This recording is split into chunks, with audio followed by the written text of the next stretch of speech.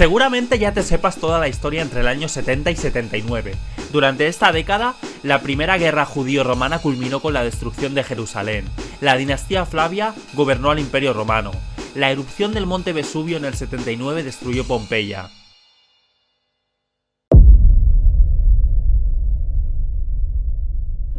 Nos adentramos en un episodio de pánico en Roma, cuando los vientos adversos retrasaron los envíos de cereales desde zonas de África como Egipto. Estamos hablando de una escasez de pan. Los barcos cargados de trigo solían navegar 500 kilómetros desde el norte de África hasta el puerto romano de Ostia en solo 3 días. Esto es más rápido que cualquier servicio de entrega. Cada uno de estos barcos podía transportar 1000 toneladas de trigo, suficiente para hacer más de medio millón de panes. Pero cuando los vientos se volvieron desfavorables, estos barcos no podían llegar a Ostia. El mal día se apoderó del Mare Nostrum. El resultado fue una escasez de pan en la ciudad. Imagínate la fila en la panadería. El pánico se apoderó, literalmente. Nada como una falta de pan para hacer que la gente pierda la cabeza. Y esto ya lo hemos vivido en la pandemia. Al final, Roma aprendió una valiosa lección sobre la importancia de la diversificación de suministros y empezaron a buscar diferentes formas de abastecerse. Y nosotros aprendimos que incluso los romanos no podían vivir solo de conquistas y agua fresca.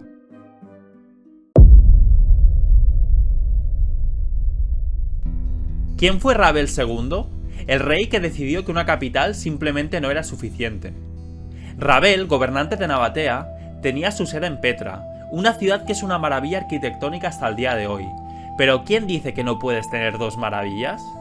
Así que Rabel decidió hacer de Bostra, en Siria, su segunda capital. No le faltaba nada de ambición. Bostra era una ciudad próspera, con un teatro romano, templos y baños. Rabel sabía cómo elegir una segunda casa. El rey no solo expandió su reino, sino que también dejó su huella en la moneda de Nabatea.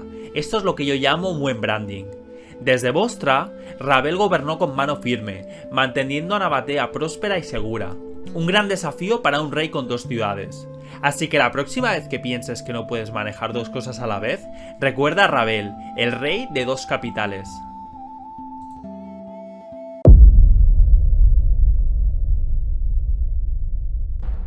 En esta historia nos transportamos al año 72, durante la primera guerra judío-romana, cuando la 10ª legión romana, también conocida como Legio X Fretensis, bajo el mando de Lucilio Vaso, se prepara para un baile de espadas y escudos en Maqueronte.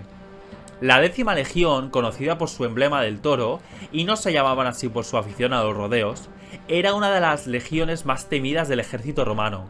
Lucilio Vaso, el hombre al mando, era tan duro como un clavo de hierro, y tenía que serlo para enfrentarse a los fanáticos de Maqueronte.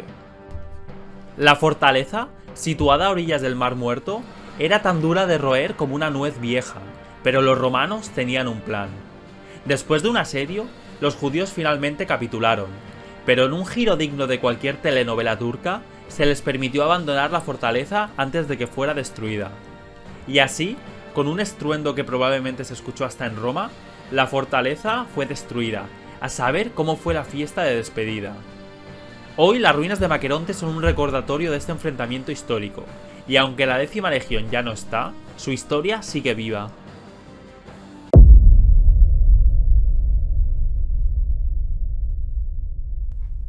Como en muchas anécdotas de este canal, volvemos a China, cuando la dinastía Han decidió que era hora de poner a los Xiongnu en su lugar, y vaya si lo hicieron. La dinastía, en su máximo esplendor, decidió lanzar una gran campaña contra la Confederación Xiongnu. ¿Y por qué? Bueno, digamos que no eran exactamente los mejores vecinos.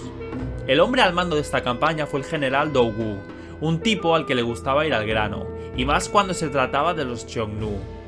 La batalla de Yiwulu fue el punto culminante de esta campaña. Se libró en el oasis de Kumul, un lugar que probablemente no estaba en la lista de destinos turísticos de nadie en aquel entonces.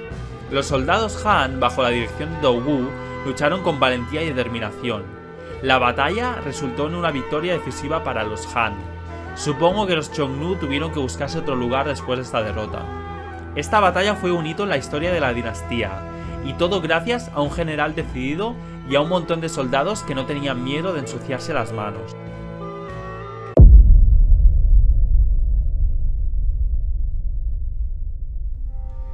Vamos a hablar de un evento que marcó el final de una era.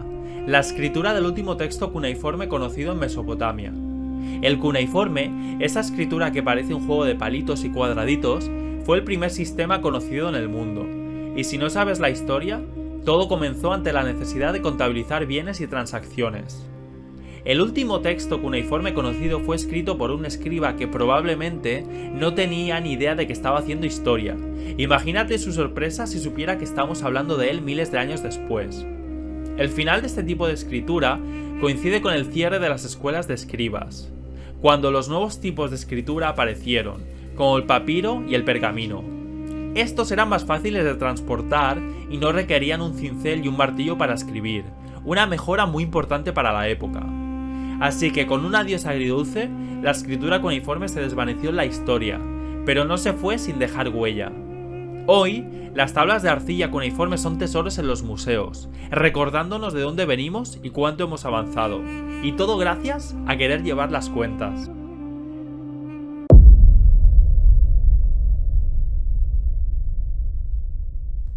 Estamos de vuelta en la antigua Roma, donde el emperador Vespasiano decidió celebrar su victoria en Jerusalén después de la primera guerra judío-romana de una manera bastante única. Con la victoria, las legiones romanas tomaron Jerusalén y Vespasiano pensó, ¿por qué no construir un templo para celebrarlo? Quería celebrarlo a lo grande. Así nació el Templo de la Paz, también conocido como el Foro de Vespasiano. No era solo un templo, era un monumento a la victoria, un recordatorio constante de quién llevaba los pantalones en el imperio. Pero lo que realmente destacó fue la menorá del templo de Herodes, que los romanos habían saqueado en Jerusalén. Nada representa mejor la victoria como mostrar el botín en guerra en tu patio trasero. La menorá se exhibió en el Templo de la Paz, convirtiéndolo en lo que podríamos llamar el primer museo de guerra.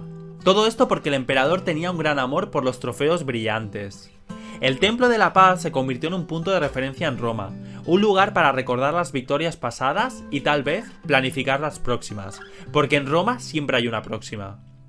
Hoy, las ruinas del templo nos recuerdan la gloria y la brutalidad del Imperio Romano, e incluso que los emperadores romanos amaban un buen espectáculo.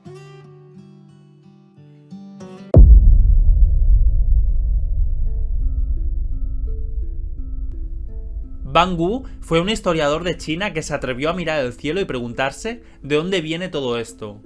El autor, famoso por el Libro del Han, no solo escribió sobre emperadores y batallas, sino que también se aventuró en el reino de la cosmología. Se trataba de un historiador con ambiciones estelares. El autor desarrolló una teoría sobre los orígenes del universo. No fue exactamente el Big Bang, pero para su época fue bastante explosivo. Según Van Gu, el universo comenzó como un caos nebuloso que gradualmente se organizó en el orden que vemos hoy, y todo esto lo hizo sin un telescopio. Aunque no tenía la tecnología moderna, utilizó la observación y la lógica para desarrollar su teoría.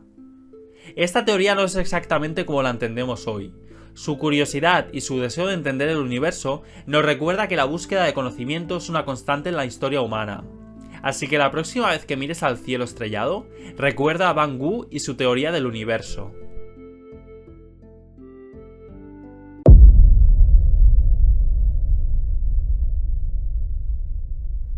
En estas fechas, los romanos, que ya los conocemos por sus acueductos y gladiadores, y si no, te dejo aquí el link para que lo veas, se metieron en el laboratorio. El método de destilación romano era sencillo pero efectivo. Utilizaban alambiques, dispositivos diseñados para calentar y condensar vapores. Este método, aunque rudimentario para nuestros estándares actuales, fue un gran avance en su momento. El proceso implicaba el calentamiento de una sustancia hasta su punto de ebullición. Luego, los vapores generados eran capturados y enfriados. Este nuevo método permitió a los romanos destilar una variedad de sustancias, desde agua hasta vino y aceites esenciales. Los aceites eran un gran negocio en Roma. Además, la destilación jugó un papel clave en varios campos, incluyendo la medicina, donde los líquidos destilados eran usados para tratamientos y remedios. Así que con su nuevo método de destilación, los romanos no solo avanzaron en la química, sino que también impulsaron la economía y la medicina, matando dos pájaros de un tiro. Hoy, los alambiques romanos son piezas de museo, recordándonos que incluso los antiguos sabían una o dos cosas sobre ciencia.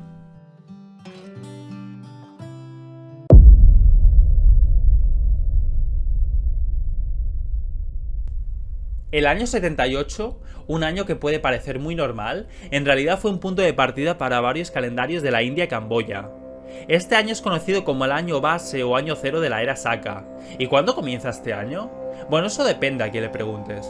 Para el calendario solar civil, comienza cerca del equinoccio de primavera, pero para el calendario solar tradicional, el año comienza cuando la estrella Epiga aparece en el cielo. Este año base también es importante para el calendario budista camboyano, así que este fue realmente un año de estrenos para varios calendarios. La era Saka, que comenzó aquí, con un legado duradero todavía se utiliza en algunos calendarios hindúes y en el calendario nacional indio.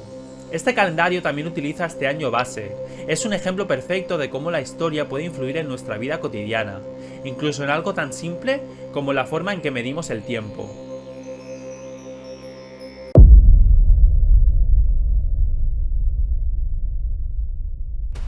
El 24 de octubre del año 79, el monte Vesubio decidió cambiar drásticamente el paisaje italiano en la costa del Golfo de Nápoles. El gigante dormido despertó. Ese monte, que hasta entonces parecía calmado, de repente se convirtió en el peor enemigo de Pompeya y otras ciudades como Herculano, Estavia y Oplontis.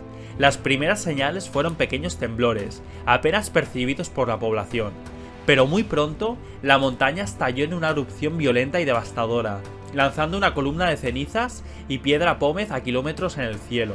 Las ciudades, antes bulliciosas y llenas de vida, quedaron sepultadas.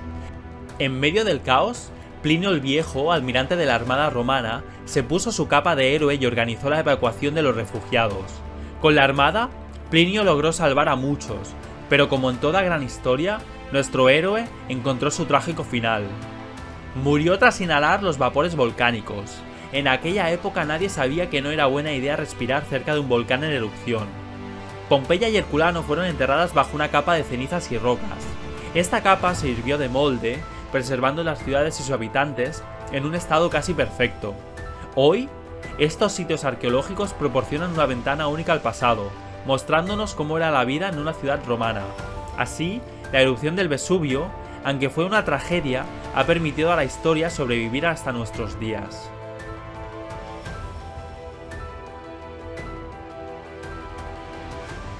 En el próximo capítulo, 10 historias más donde lo dejamos, a partir del año 80.